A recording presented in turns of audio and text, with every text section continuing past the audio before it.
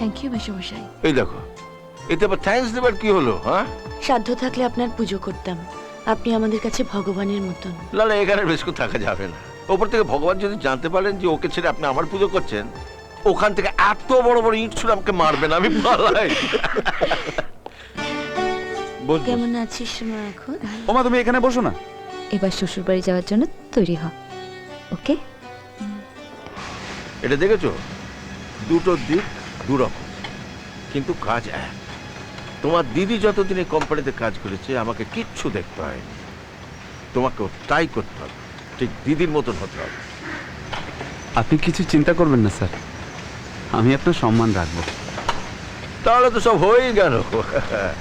হাতটা বড়।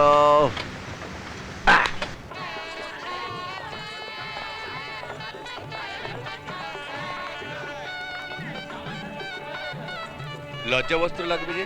হ্যাঁ, আমি এক্ষুনি নিয়ে আসছি। আচ্ছা, আমারও কি হয়ে গেছে? হ্যাঁ আসুন। ও আচ্ছা আচ্ছা আচ্ছা আচ্ছা, থ্যাংক ইউ। কই কেশো? একেই বলে সুপার লোটো জেতা। দুদিন আগে যাদের বাড়ির চাল কিনতে গিয়ে উনুন নিভে যেত, সে কিনা নিজের বোনের বিয়ে দিচ্ছে 2 লাখ টাকা খরচ করে। ভাব, টাকা কি জিনিস? যাকে 24 ঘন্টা সার্ভিস দেওয়ার জন্য দরজা ইট পেতে রাখলাম, সে কিনা শুধুমাত্র টাকার জন্য বড় লোকের বেটাকে দিয়ে সার্ভিস করাচ্ছে। বলছিলাম কি, বড় লোকের বউরা তো বর থাকতো দুপুরবেলা ঠাকুর পরখোঁজ করে। দরকার লাগলে বলো, গায়ে মহারাজ সাহেবের কোট চড়াবার অভ্যাস আছে আমার।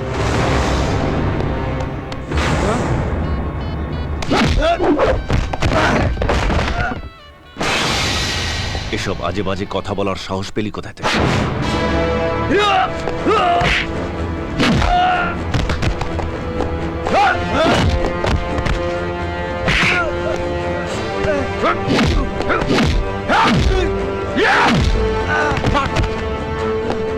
মার মার।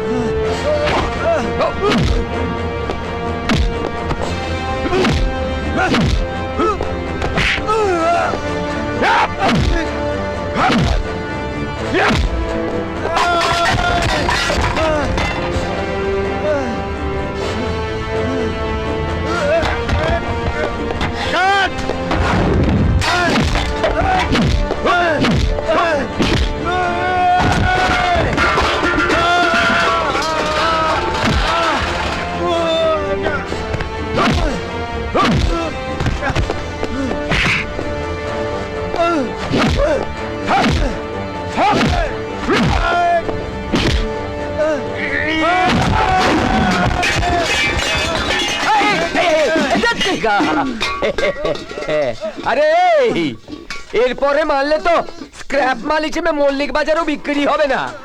এই মালকে বেচলে কেউ বাসনপত্র দেবে না। সিকিউরিটি। মনে দুজনে হৃদয়ের বাঁধনে পিয়া তুমি আমার সাত পাকে বাঁধা সাত পা